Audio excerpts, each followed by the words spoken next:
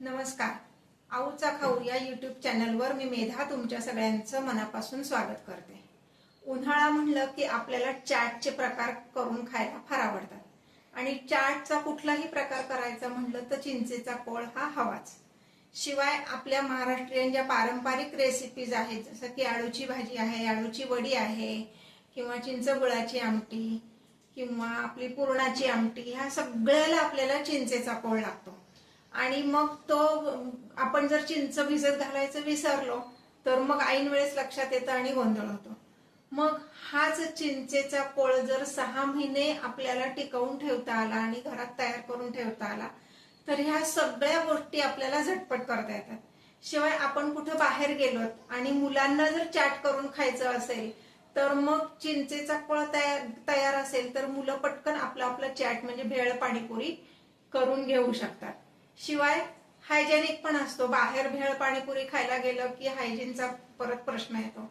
म्हणून हाच चिंचेचा कोळ 6 महिने कसा टिकवून ठेवता येईल त्याची मी रेसिपी तुम्हाला दाखवणार आहे. खास आऊची रेसिपी चिंचेचा कोळ, आणि ह्यापासून आऊच्या खास काही रेसिपीज पण मी तुम्हाला नंतर दाखवणार आहे. त्यामुळं व्हिडिओ पूर्ण बघा. चला तर रेसिपी बघूया. हे पहा, आपण आता घेणार आहोत पावशेर चिंच. वजन करून दाखवते मी तुम्हाला. ही चिंच मी स्वच्छ निवडून घेतली आहे. त्यातल्या बिया आणि शिरा जेवढ्या काढता येतील तेवढ्या काढल्यात, पण थोड्याफार समजा शिल्लक राहिल्या तर काही फरक पडत नाही.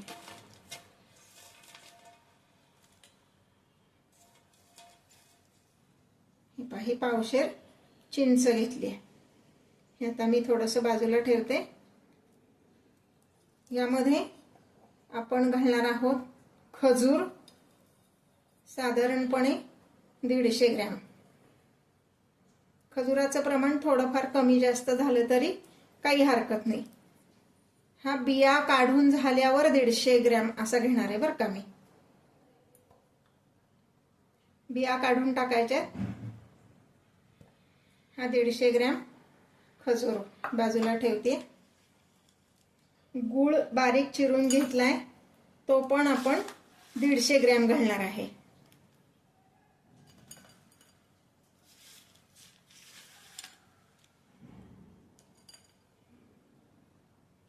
हे गुळाचं प्रमाण पण थोडंफार कमी जास्त झालं तरी काही हरकत नाही. थोडा जास्त घातला तरी चालेल, कारण चिंच शिजवल्यानंतर जास्ती आंबट होती, पण नंतर चव बघून आपण गुळाचं प्रमाण वाढवू शकतो. आता ही चिंच आहे ना, मी थोडीशी धुवून घेते, म्हणजे त्याला काही समजा लागलेलं असलं किंवा हँडलिंग मध्ये पण बऱ्याच वेळा काय होतं त्याला धूळ वगैरे लागते, तर एकदा स्वच्छ ही धुवून घ्यायची.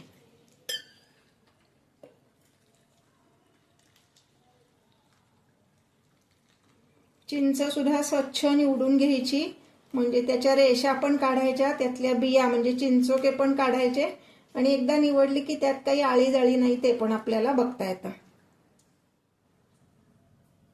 आता हा जो मोजून घेतलेला खजूर आहे तो आपण ह्यात घालणार आहोत, आणि हा मोजून घेतलेला गूळ घालणार आहोत.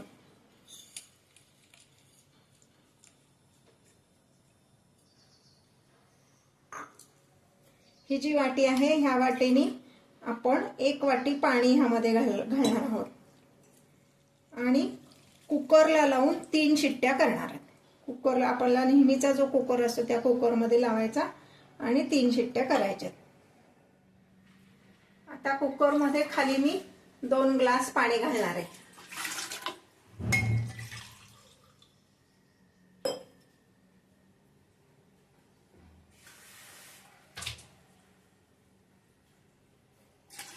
दोन ग्लास पाणी घालायचे आणि हा डबा असा कुकर मध्ये ठेवून झाकण लावायचं आणि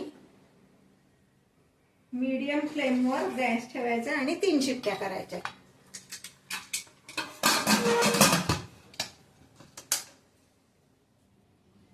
हे पहा, कुकरच्या 3 शिट्ट्या झालेल्या आहेत. त्याच्यानंतर अर्ध्या तासाने म्हणजे कुकरची वाफ बसल्यानंतर आपण आता त्यातला ह्या चिंचेचा डबा तो काढून घेणार आहे.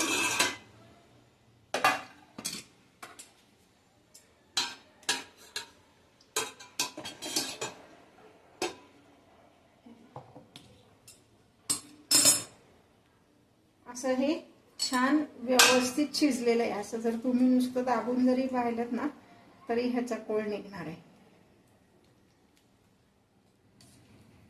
हे पहा, मिक्सर मधनं पण काढायला मी तुम्हाला दाखवते. थोडंसं घालायचं, जास्ती नाही, म्हणजे अर्धच मिक्सरचं भांडं भरलं पाहिजे. आणि ह्यात आपण एक अर्धी वाटी साधं आपलं रूम टेम्परेचरचं पाणी घालणार आहोत.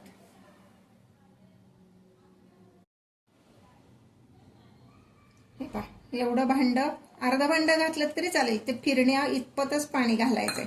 आणि आता हे मी मिक्सरला काढून घेते.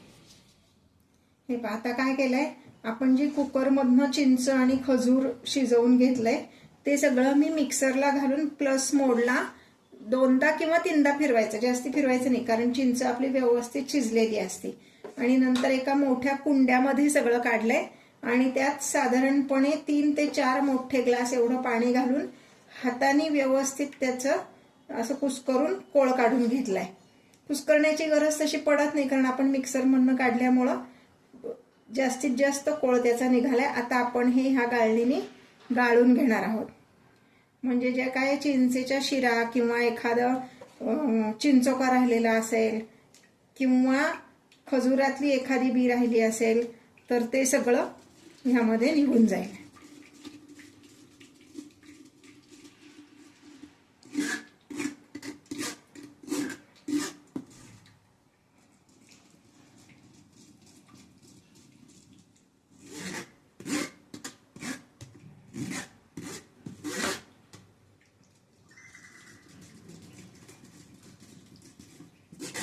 ह्या पद्धतीने नीट जर तुम्ही पाहिलं तर सगळा कोळ खाली गेलाय आणि वरती फक्त चोथा राहिलाय. म्हणजे चिंचेचं जे काय सालव किंवा शिरा असतील ना चिंचेच्या, तेवढ्याच ह्यात राहिलेल्या आहेत. तर ह्या पद्धतीने मी सगळं आता हे गाळून घेते.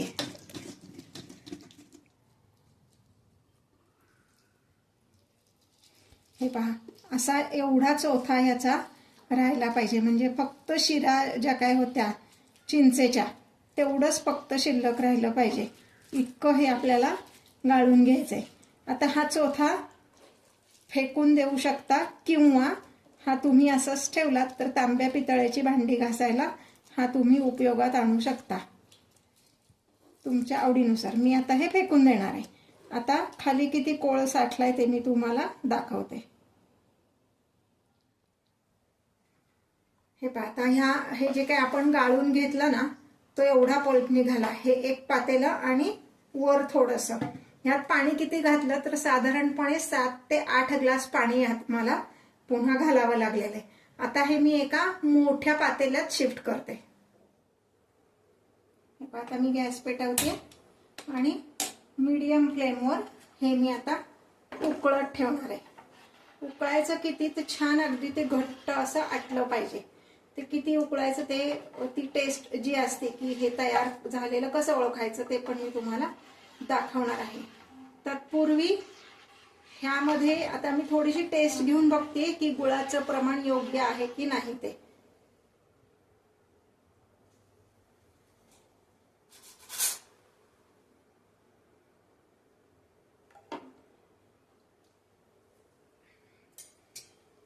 अजून ह्यात गुळ लागणार आहे.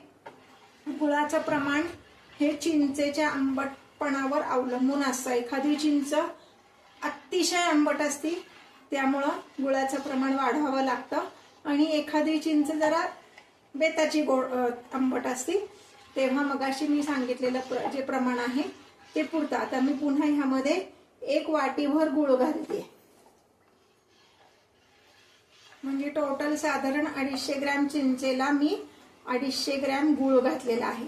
आता हे मी मुद्दाम मोठं पातेलं घेतलंय कारण हे जसं शिजायला लागेल तसं ते चटचट उडतं आणि मग आपलं गॅस आणि बाजूचं सगळं खराब होतं. म्हणून थोडंसं मोठंच घ्यायचं आणि ह्याला उकळी यायला लागली की गॅस अजून बारीक करायचा.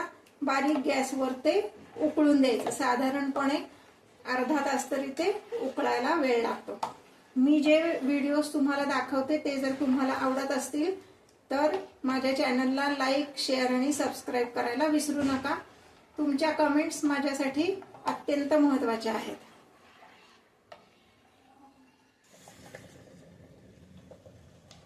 हे पहा, आता आपला हा चिंचेचा पल्प तयार आहे.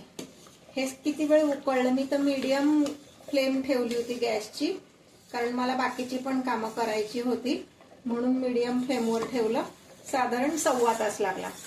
तुम्हाला जर सतत हलवत इथे उभं राहून करणं शक्य असेल तर तुम्ही हाय फ्लेमवर करू शकता. त्याला साधारणपणे 1.25 तासात ते होईल. पण दुसरं सतत हलवत इथे उभं राहून का केलं नाही, तर हे असं अंगावर उडतं. हे पाहे चटचट उडतं, आपल्या हातावर पण उडू शकतं. म्हणून मीडियम फ्लेम ठेवायची, जाता येता हलवायचं. आपल्याला बाकीची कामं पण आपण करू शकतो आणि अंगावर पण उडत नाही. आता दुसरं हे तयार झालंय का, त्याची एक टेस्ट असते, त्याला प्लेट टेस्ट म्हणतात. हे असं एका ताटलीत काढून घ्यायचं थोडंसं.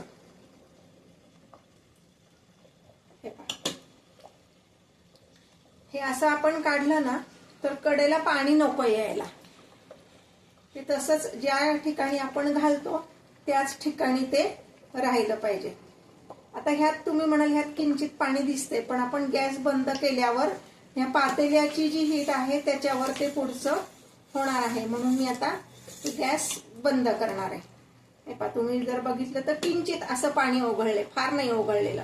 हा जो ओघळ आलाय हा त्या पातेल्याची जी हीट आहे त्याच्यावर तो होऊन जाणार आहे. म्हणून आता मी गॅस बंद करते आणि हे पूर्ण गार झाल्यानंतर मग आपण काचेच्या बरणीत भरून ठेवणार आहोत. यात आत्ता दुसरं काहीच घालायचं नाहीये. हे आता आपलं तयार आहे. मी गॅस बंद करते.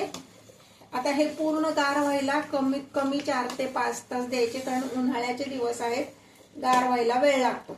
म्हणून हे आता हे हलवताना सुद्धा अंगावर उडतंय. म्हणून बारीक गॅस मीडियम फ्लेम ठेवायची, बाकीची आपली कामं करत राहायची, म्हणजे अंगावर उडणार नाही. हा आपला चिंचेचा पल्प तयार आहे. हे पहा, हा आता आपला चिंचेचा कोळ तयार आहे. शिजवून झाल्यानंतर 4 ते 5 तास मी असंच ठेवला, पूर्ण गार होऊन दिला.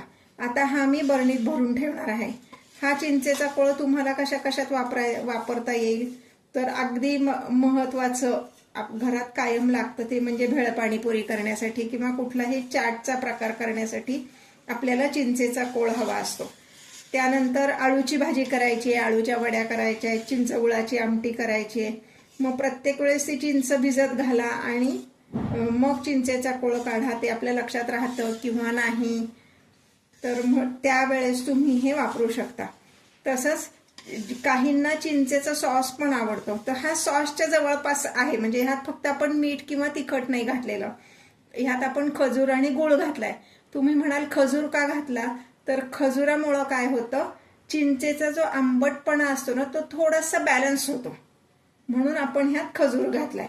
आणि जेव्हा आपण बाहेर चाट प्रकार खातो तर त्या चटणीमध्ये खजूर नक्कीच असतो, तर तुम्ही नक्की करून बघा. आता मी हे एका बरणीत भरून ठेवतेय, 6 महिने तरी हा व्यवस्थित टिकतो.